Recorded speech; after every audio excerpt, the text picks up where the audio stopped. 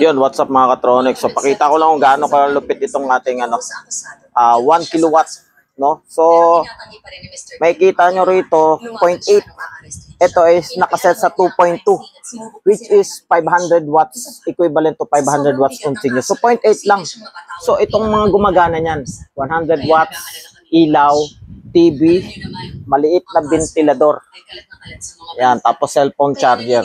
So nakababa po yung ating main circuit breaker.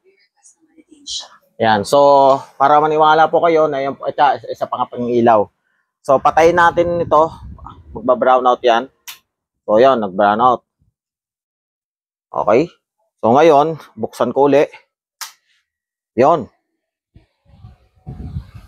Okay, so 0.8 lang kanina. So ibig sabihin, pwede pang dagdagan. Ganun kalupit itong Phaeto na to, inverter.